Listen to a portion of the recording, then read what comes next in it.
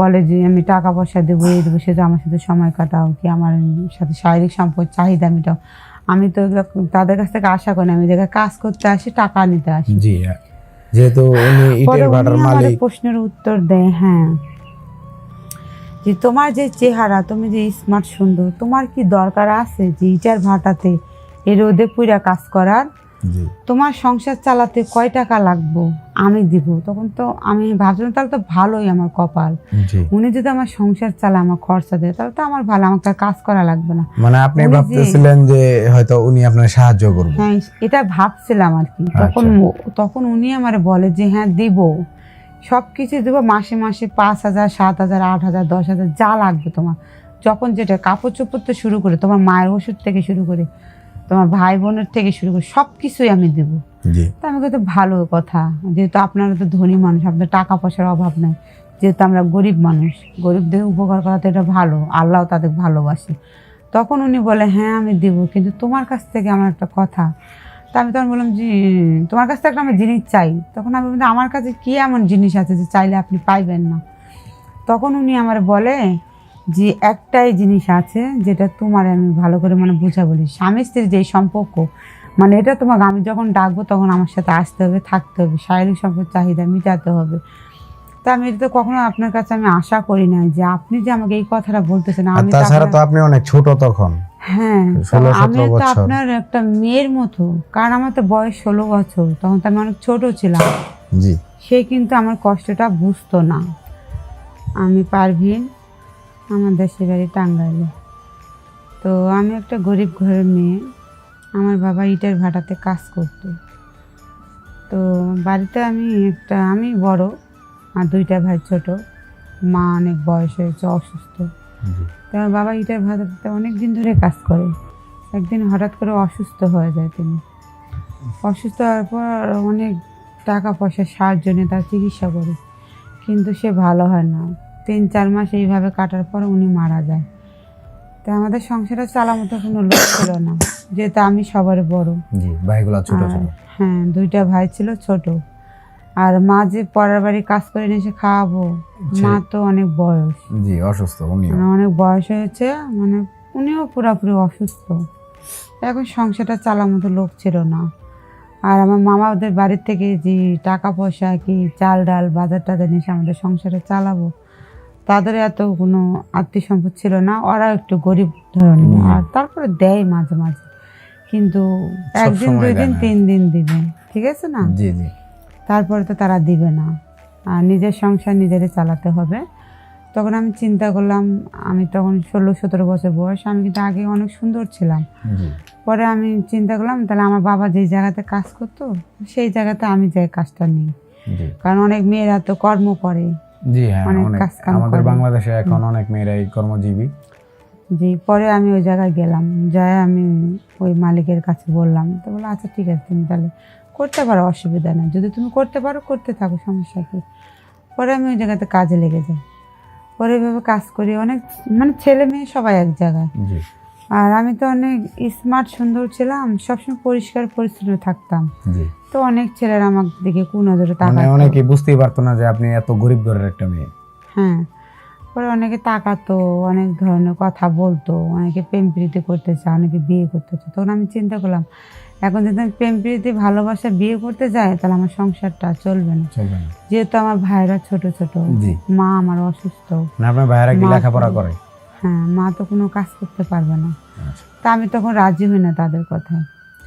তারপরে এইভাবে অনেক দিন হয়ে যায়, হয়ে যাওয়ার পর ওর আরেকটা ছেলে আসে আমাদের, মানে অনেক খারাপ প্রস্তাব দেয় যে এইভাবে কষ্ট করো কেন, আমার সাথে এটা করো সেটা করো, তাহলে তোমার টাকা পয়সার বাজার টাজার অভাব হবে না, যখন যেটা লাগবে আমার বলবো। তখন আমি অনেক কথা শুনি। মানে বাজে প্রস্তাব দেয় বলতে আপনার সাথে কি শারীরিক সম্পর্ক করতে চাইছে? হ্যাঁ হ্যাঁ, মানে এটা সরাসরি এটাই তো, বলতেছে? হ্যাঁ এটাই তো, ছেলেরা তো এটাই বলবে, এটা ছাড়া বলবে কি? কারণ যখন একটা মেয়ে অসহায় গরিব হয়ে যায়, তখন কিন্তু যাদের টাকা পয়সা থাকে তারা তার সাহায্য না করে, তারা শুধু বিছানাটায় দেখায় দেয় জি জি জি। যে আমার সাথে শারীরিক চাহিদা মিটাও, তোমার যা যা লাগবে দেবো।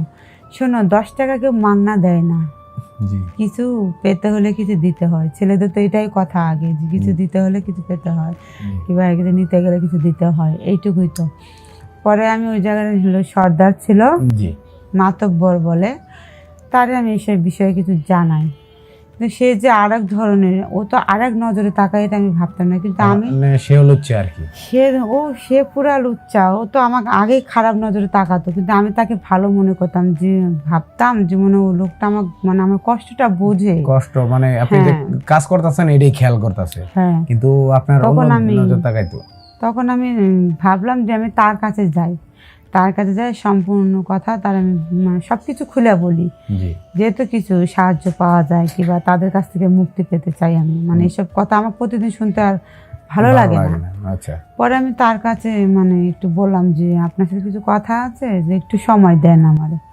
আচ্ছা ঠিক আছে। আর আমি এমন এমন কথা কিছু কিছু বুঝি, যে তো বেশি লেখাপড়া শিখতে পারি নাই, আর অনেক গরিব ঘরের মেয়ে, তো বেশি মানে অনেক কথা বুঝি, অনেক কথা বুঝি না। তো তার কাছে আমি সব কিছু বললাম যে দেখেন, আমি কাজে আসি, অনেক ছেলেরা আমার অনেক সময় খারাপ কথা বলে, কিংবা বলে যে আমি টাকা পয়সা দেবো, এই দেবো, সে যে আমার সাথে সময় কাটাও, কি আমার সাথে শারীরিক সম্পর্ক চাহিদা মেটাও। আমি তো এগুলো তাদের কাছ থেকে আশা করি না, আমি জায়গায় কাজ করতে আসি, টাকা নিতে আসি। জি, যেহেতু উনি পরে ইটের উনি ভাটার আমার মালিক। প্রশ্নের উত্তর দেয়, হ্যাঁ, যে তোমার যে চেহারা, তুমি যে স্মার্ট সুন্দর, তোমার কি দরকার আছে যে ইটার ভাটাতে এই রোদে পুরা কাজ করার? জি তোমার সংসার চালাতে কয় টাকা লাগবো আমি দিব। তখন তো আমি ভাবছিলাম তাহলে তো ভালোই আমার কপাল, জি উনি যদি আমার সংসার চালায়, আমার খরচা দেয়, তাহলে তো আমার ভালো, আমাকে আর কাজ করা লাগবে না। মানে আপনি উনি যে- ভাবতেছিলেন যে হয়তো উনি আপনার সাহায্য করবে। হ্যাঁ, এটা ভাবছিলাম আর কি। তখন উনি আমার বলে যে হ্যাঁ দিব, সব কিছু দেবো, মাসে মাসে 5,000, 7,000, 8,000, 10,000 যা লাগবে তোমার, যখন যেটা, কাপড় চোপড় থেকে শুরু করে, তোমার মায়ের ওষুধ থেকে শুরু করে, তোমার ভাই বোনের থেকে শুরু করে সব কিছুই আমি দেবো। জি তো আমি তো ভালো কথা, যেহেতু আপনারা তো ধনী মানুষ, আপনার টাকা পয়সার অভাব নাই, যেহেতু আমরা গরিব মানুষ, গরিবদের উপকার করা তো এটা ভালো, আল্লাহ তাদের ভালোবাসে। তখন উনি বলে হ্যাঁ আমি দিব, কিন্তু তোমার কাছ থেকে আমার একটা কথা। তা আমি তখন বললাম যে তোমার কাছ থেকে আমার জিনিস চাই। তখন আমি বললাম আমার কাছে কী এমন জিনিস আছে যে চাইলে আপনি পাইবেন না? তখন উনি আমার বলে যে একটাই জিনিস আছে, যেটা তোমার আমি ভালো করে মানে বুঝা বলি, স্বামী স্ত্রীর যে সম্পর্ক, মানে এটা তোমাকে আমি যখন ডাকবো তখন আমার সাথে আসতে হবে, থাকতে হবে, শারীরিক সম্পর্ক চাহিদা মেটাতে হবে। তা আমি এটা তো কখনো আপনার কাছে আমি আশা করি নাই যে আপনি যে আমাকে এই কথাটা বলতেছেন। আর আমি তো তাছাড়া তো আপনার- আপনি অনেক ছোট তখন, হ্যাঁ, 16-17 আমি তো বছর। আপনার একটা মেয়ের মতো, কারণ আমার তো বয়স 16 বছর, তখন তো আমি অনেক ছোট ছিলাম। জি সে কিন্তু আমার কষ্টটা বুঝতো না। তখন আমি বাধ্য হয়ে ভাবি, মানে চিন্তা করি, মানে এই জগৎটাই মনে হয় এরকম। আর মানুষের, গরিব মানুষের সহজ সরল মানে শান্তশিষ্ট দেখলে মানুষ মনে এটাই সুযোগ পায়, এটাই সুযোগ পায়। তখন আমার, যেহেতু আমার মা অসুস্থ, আমার টাকা পয়সার কিছু দরকার, আর আমি অনেক কষ্ট করতেছি, গরিব মানুষ, করার কিছু নেই। এই যে 500 টাকা, 300 টাকা, 200 টাকার জন্য সারাটা দিন আমার পরিশ্রম করা লাগে।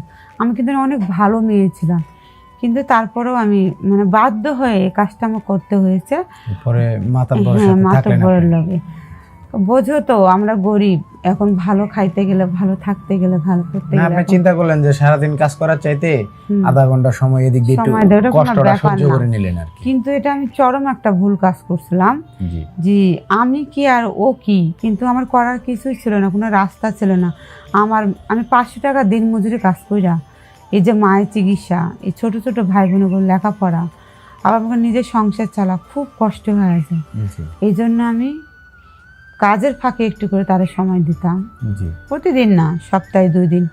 কিন্তু এই সম্পর্ক করতে যে আমি অনেক কষ্ট পেতাম, জানতাম না কি কারণে, কিন্তু ও আমার বয়সে অনেক বড়, আমি এর ওর জন্য বয়সে হয়তো বা ছোট। আপনি লোডটা নিতে পারেন। হ্যাঁ, কিন্তু আমাকে ভালো লাগতো, মাঝে মাঝে অনেক খারাপ লাগতো, যেহেতু আমি অবিবাহিত আর উনি বিবাহিত।